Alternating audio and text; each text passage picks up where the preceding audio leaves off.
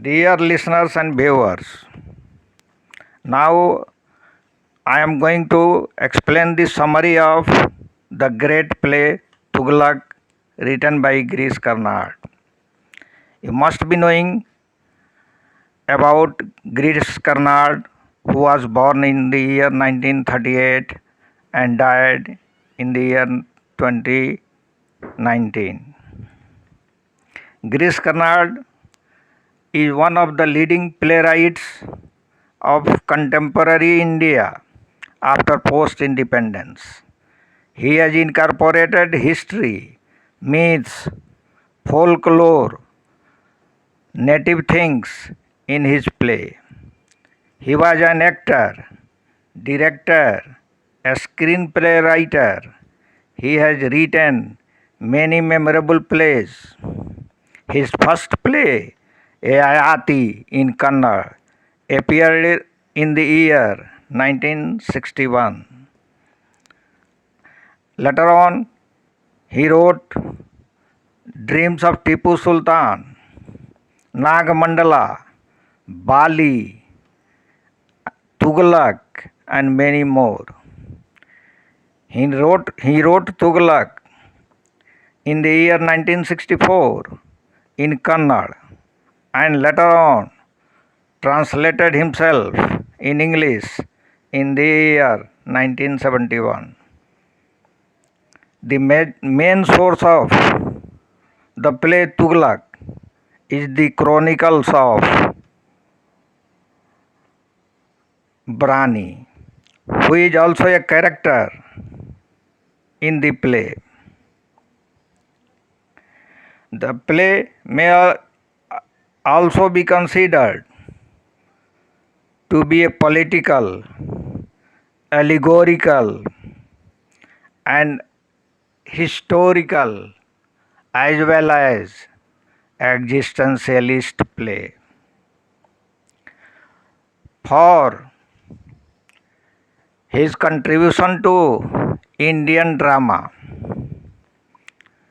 Karnad has been awarded with numerous awards. He was awarded Sangeet Natak Sahitya Academy Award in the year 1972, Padma Shri in the year 1974, Sahitya Academy Award in the year 1994, and the highest literary award in the year 1998. About Tughlaq, he himself says why he chose or what attracted him to choose Tughlaq to write his play. He says, what struck to me absolutely about Tughlaq's history is that it was contemporary. The fact that here there was the most idealistic, the most intelligent king ever to come on the throne of Delhi, and one of the greatest failures also. The 20-year period seemed truly very much striking to me parallel. Now, listeners, I will explain the summary. The setting of the play has been put in Delhi and Daulatabad. First part of the play is set in Delhi and the second part of the play is set in Daulatabad. The play contains 13 scenes with no acts. They are episodic in nature. The play contains two plots. One is major and the second one is subplot. The subplot is not mentioned anywhere in the history. It has been used only to make the play beautiful and realistic and appealing to the audience.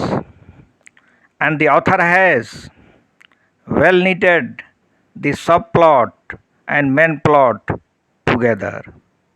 The main plot contains Tughlaq, the protagonist, a stepmother, Najib, Brani, Sahabuddin, Sardar Ratan Singh, Ainul Mulk, who never appears on the stage, Sheikh Imamuddin, and other characters.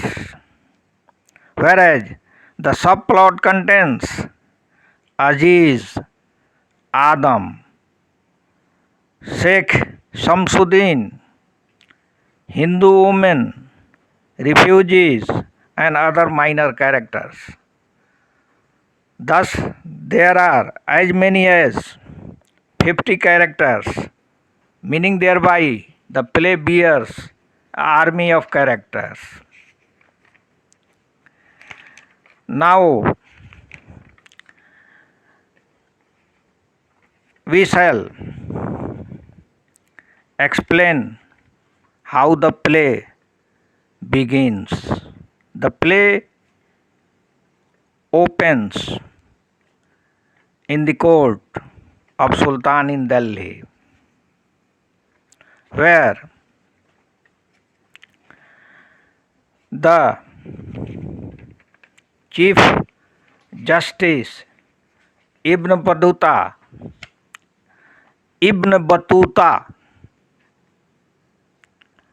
is also working.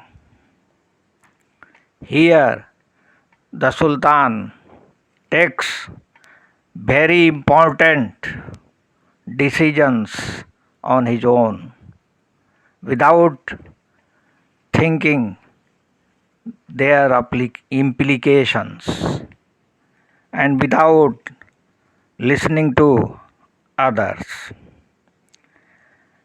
He bans jizya as he thinks it is a discriminatory tax only to be paid by the Hindus. And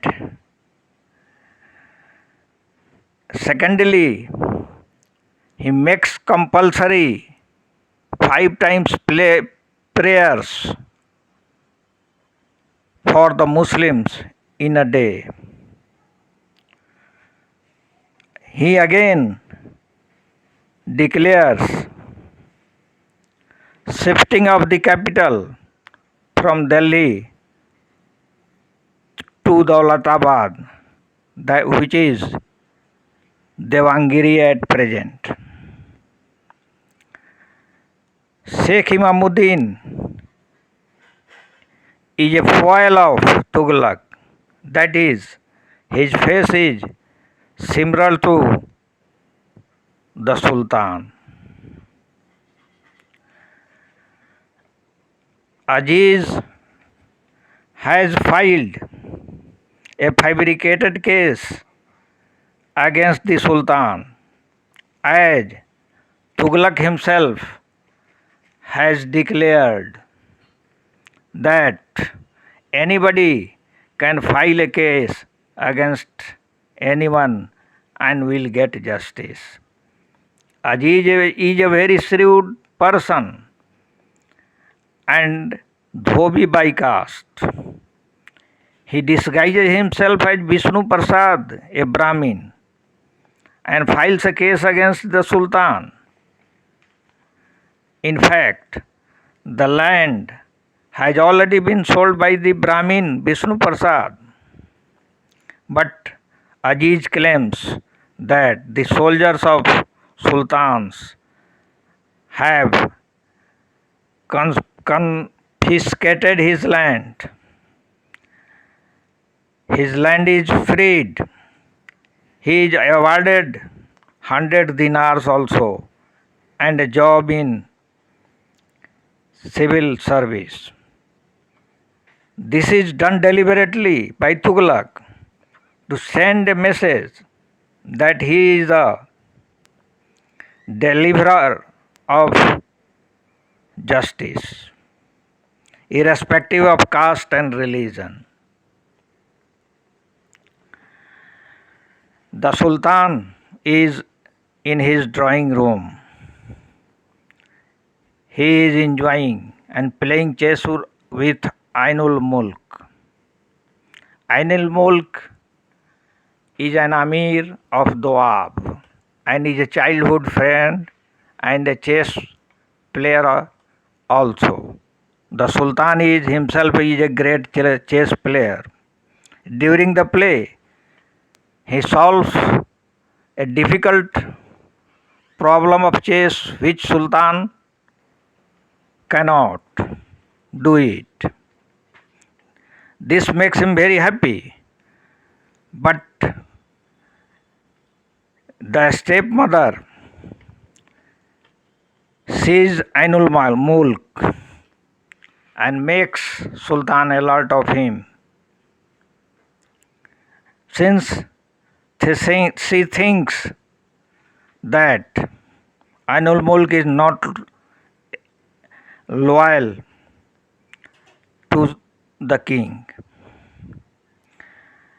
Ainul Mulk is an Amir in Doab, but he is ordered by the Sultan to go to Deccan. This makes him angry and unhappy, and he marches on Delhi with a huge army of 30,000 soldiers, whereas Sultan Muhammad has only 6,000 soldiers at the moment. Najib, chief of the army, who is also a shrewd politician, Barani, Sahabuddin, Prince of Sampar Nagar, were also present. They were in utter confusion and dilemma and in a tensed situation as to how to resolve the problem, how to face Ainul Mulk, who is marching towards Delhi with such a huge army. But Sultan is a great strategian. He calmly decides to send Imamuddin with a peace message to Ainul Mulk. He is first ordered by Najib, but he disobeys. But finally, he is ordered by the Sultan, and Imamuddin has to obey it. He disguises himself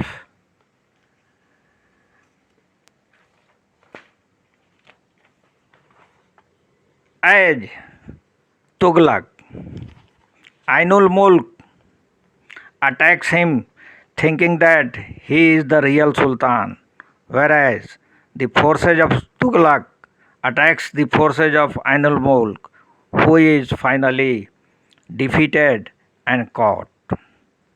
But Imamuddin is killed. However,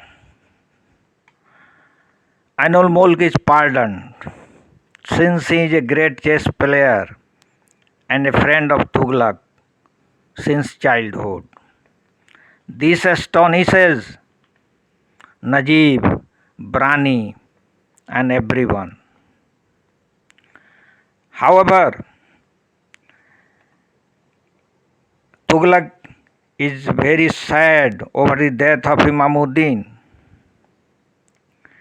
Even then, he does not read the intention of Shihabuddin and invites him to his place. Shihabuddin and Ratan Singh. Who is Ratan Singh? Ratan Singh is a step brother or a foster brother of Sheikh Shihabuddin and is a Sipai in the force of the king. They join each other and go to Sultan. Ratan Singh says to Sheikh Shihabuddin that I have never seen such as honest scoundrel as your Sultan. He further says he murders a man calmly and then enjoys the feeling of guilt. Now, a secret meeting is held by Shihabuddin, who becomes the leader of the whole conspiracy. A conspiracy is hatched against the king, against the Sultan, to kill him while he is offering the prayer. Ratan Singh also joins the gang. However, initially Shihabuddin does not agree with the proposal, but Shamsuddin joins, who is a religious leader.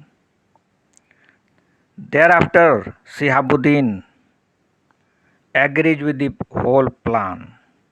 Shamsuddin is angry because Sultan had banned jizya. This secret plan becomes open to the Sultan, and he makes a complete preparation. He asks his people not to join the prayer and deploys Hindu guards to safeguard him while he is praying.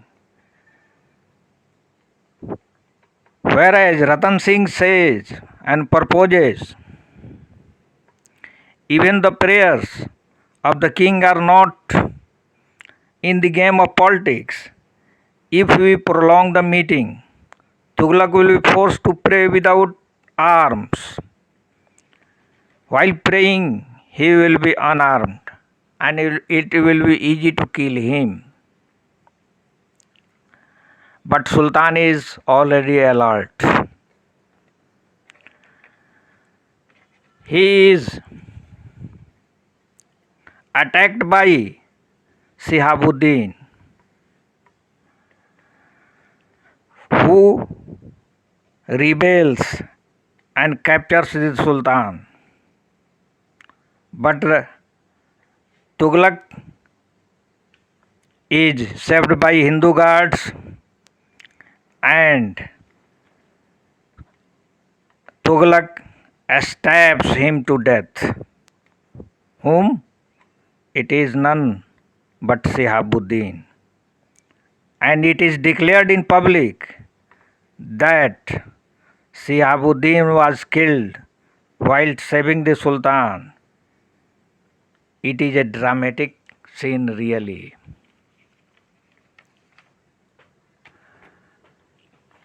Now, listeners, I will close here the first part of the summary because it will take much more time to complete the whole summary, and definitely I will come soon with the second part of the summary And if you understand the summary, you will understand the themes, you will understand the symbolism, you will understand the allegorical, historical, and existentialist characteristics of the play.